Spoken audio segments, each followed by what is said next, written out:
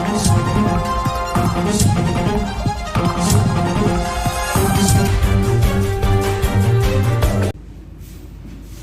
Rajasthan दड़का news में आपका स्वागत है। मैं धर्मेंद्र सिंह जाजोता।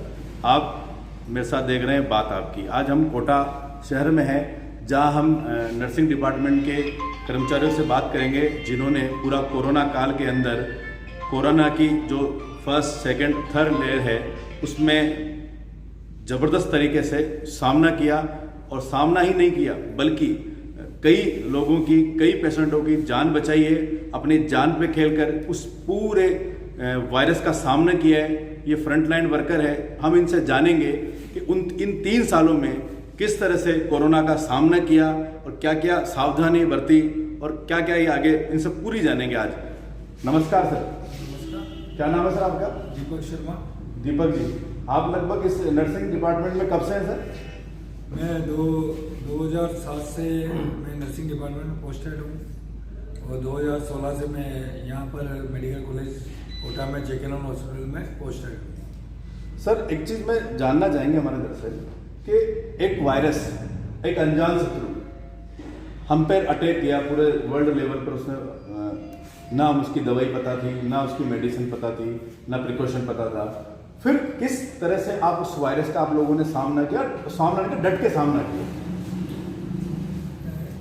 एक्चुअली में कोई बीमारी आई है अपने देशवासियों के लिए, तो उसमें तो सबको खड़ा रहना ही है और तरह तरह की मछली है जगह, और हमारी ज़रूरत है। और जिस प्रोफेशन में हम लोग हैं, हमारा पहला कर्तव्य तो यही बनता है अपने देश के प्रति और अपने इस प्रोफेशन के प्रति, जिस प्रोफेशन में हम जुड़े हुए हैं, कि हम सर्वप्रथम पहले इसके हम इस फ्रंट जो पंक्ति में जो रहे हैं, इसी की जरूरत रहें और रहेंगे आगे। ऐसी कोई बात होगी तो हम आज भी करें और आज तो नहीं। लेकिन सर, जैसे कहा जाता है कि एक तो शत्रु दिखता है, दिख के हमारे से वार करता है, वो वायरस तो दिख नहीं रहा था और फिर भी उसका सामना करना और डट के सामना करना, ये कितनी बड़ी चुनौती रही चिकित्सा विभाग के लिए और डॉक्टर्स के लिए, कंपाउंडर्स के लिए? कितना रहा, कैसे प्रकार आपने सामना किया, किस किस चीज़ों का ध्यान रखना पड़ा? सेफ्टी तो जरूरी है। किसी चीज़ में आपको पता ही नहीं है आप क्या होगा, कुछ हो गया तो ट्रीटमेंट नहीं है। कुछ ड्यूटी करते हुए ही शहीद हो गया, उसी वार्ड में ड्यूटी कर रहा था, पॉजिटिव हो गया, वो रिकवर नहीं कर पाया अपने आप को और आज वो हमारे बीच में नहीं है। लगभग 2 साल हो गए हैं इस बात को होने आया है। मैंने अपने परिवार को भी हम लोगों ने खोया है सबने, पर है तो इसका कुछ ना कुछ तो करना पड़ेगा। अपने लोगों को इस प्रकार तड़पते हुए थोड़ी देख सकते हैं, ये तो जरूरी था। अब सर, आपका सुनना रोमान, ये जब आपने फर्स्ट बार इस वायरस के रूप को देखा तो उस समय कैसा फील किया आपने और किस तरह से चुनौतियों का सामना किया? सर, बहुत बड़ी चुनौती थी। सबसे बड़ी चुनौती ये थी कि ड्यूटी करते हुए अपने घर परिवार वालों से उस वायरस को बचाना था, क्योंकि हम डायरेक्ट कांटेक्ट में थे, वायरस के डायरेक्ट कांटेक्ट में थे। ड्यूटी करते थे, पूरे टाइम पेशेंट्स के ऊपर ध्यान रहता था, पूरे टाइम हमारा वही फोकस रहता था कि कैसे करके जो भी हमारा फ़र्ज बनता है उस फ़र्ज को पूरा करना है। लेकिन जब ड्यूटी करके हम लोग घर जाते थे तो घर जाने के बाद में सबसे पहला काम हमारा यही होता था कि हम जिस वायरस के कांटेक्ट में काम करके आए वो वायरस कहीं हमारे साथ हमारे घर पे नहीं चला जाए, क्योंकि घर में छोटे बच्चे भी।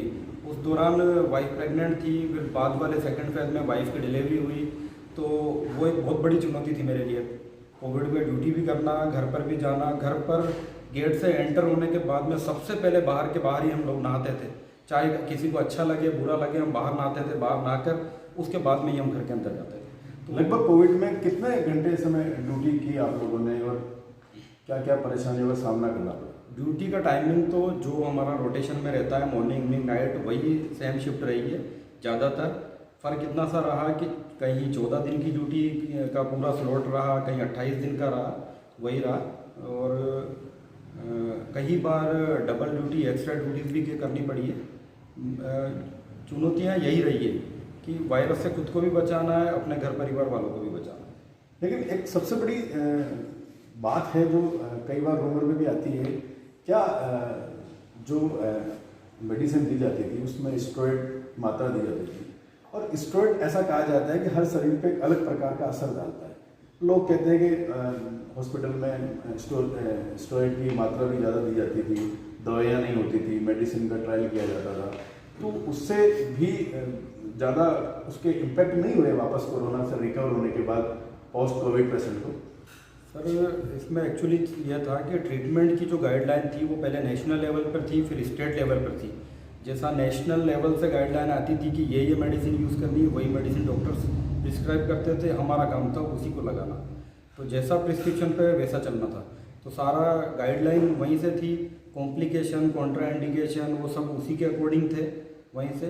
हाँ, ये है कि पोस्ट कोविड कॉम्प्लिकेशन बहुत हुए हैं, लोगों को हुए हैं, हमको खुद को भी हुए हैं, क्योंकि कोविड में हम खुद भी बीमार हुए, हम खुद भी सफ़र हुए हैं और काफ़ी कॉम्प्लिकेशन हमको भी हुए हैं। स्टीरॉयड से होते हैं, हुए भी है, लेकिन जहाँ जान बचाने की बात आती है वहाँ अगर स्टीरॉयड से किसी की जान बच रही है तो वो सेफ साइड माना जाता है।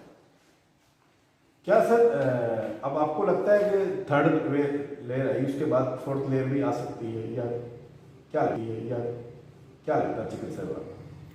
बिल्कुल फोर्थ लेयर आ सकती है, इसकी संभावना काफ़ी हद तक है। बताई जा रही है कि फोर्थ लेयर जुलाई अगस्त तक आने की संभावना है, लेकिन उसका इफ़ेक्ट अब शायद मुझे नहीं लगता कि इतना हो पाएगा हमारी ह्यूमन बॉडी पे, क्योंकि उसके लिए हमारी ह्यूमन बॉडी एंटीवायरस अपनी बॉडी के अंदर डेवलप हो चुका है। तो ये जो हमने वैक्सीनेशन के डोज लिए हैं, सेकेंड डोज लिए, फर्स्ट डोज लिए, तो इसका भी क्या इम्पैक्ट हुआ है कि वायरस इतना असर नहीं कर पा रहा, या ये जो सेकेंड लेयर आई है या थर्ड लेयर आई है थोड़ा सा ये वायरस कमज़ोर हुआ है? बिल्कुल जो हमें सेकेंड डोज, फर्स्ट डोज और हमारे प्रिकॉशन डोज जो ली है उससे बेसिकली हमारी इम्यूनिटी बढ़ी है और इसका असर हमारी बॉडी पे, कोरोना का असर इतना नहीं हुआ है जितना फर्स्ट वेव और सेकेंड वेव में हुआ था। बिल्कुल इसका असर हुआ है।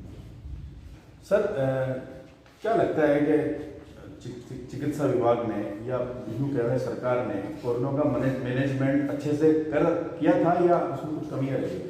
नहीं, गवर्नमेंट की तरफ से मैनेजमेंट तो वो तो बेस्ट से बेस्ट ही किया है, लेकिन कुछ ऐसी नई बीमारी आई थी जिसका न तो मेडिसिन का पता था, ना ट्रीटमेंट का पता था, ना इसको कैसे मैनेज करना वो भी पता नहीं था। लेकिन फिर भी गवर्नमेंट ने बहुत अच्छे से मैनेज किया। हमारे टाइम साइंटिस्ट ने, डॉक्टर्स ने और हमारे जो फ्रंट लाइन वॉरियर्स रहे, नर्सिंग स्टाफ रहे, उन्होंने बहुत अच्छा मैनेजमेंट किया। सर वो जो कोरोना किट मैंने देखा है, उसको एक बार मैंने पहन के भी देखा है, उसमें सांस लेना भी बड़ा मुश्किल सा होता है। उसको लगभग आपने क्या कहते हैं उसको, पीपीई किट, उसमें सांस लेना भी बड़ा मुश्किल सा होता है। उसमें आपने 14 घंटे उसको पहन के रखना, उसमें कैसा फील किया आपने? मतलब पीपी किट पहन के आप 1 या 2 घंटे काम करना बहुत मुश्किल होता था, लेकिन नर्सिंग स्टाफ ने वो पीपी किट पहन के 13 घंटे काम किया है। जब नाइट शिफ्ट होती थी तो 12 घंटे कंटिन्यू, फिर 4 देना 1 घंटा एक्स्ट्रा चल जाता था, मतलब 13 घंटे हमने उस किट को पहन के काम किया है। सांस लेने में दिक्कत भी आती थी, लेकिन जब सामने हमारे जो देशवासी हैं, अगर उनको कुछ हो रहा है तो उनके लिए उनकी जान बचाना फर्स्ट, उसको प्रायोरिटी दिया हम लोगों ने। सर एक चीज़ और मैं जानना चाह रहा हूँ आपसे कि ये जो फर्स्ट, सेकंड और थर्ड लेयर है, फोर्थ लेयर की भी जैसे कई वैज्ञानिक घोषणाएं कर रहे हैं या अभी से ही भविष्यवाणी कर रहे हैं कि आ सकती है, तो इस चौथी लेयर से बचने के लिए आप देशवासियों को किस प्रकार की सलाह देना चाहते हैं कि उनको किस प्रकार का प्रिकॉशन रखना चाहिए, या किस तरह से वो अपने आप को इस वायरस से लड़ने के लिए अपने आप को तैयार करें? सर वायरस से प्रोटेक्शन का सबसे पहला तो स्टेप है आपका वैक्सीनेशन।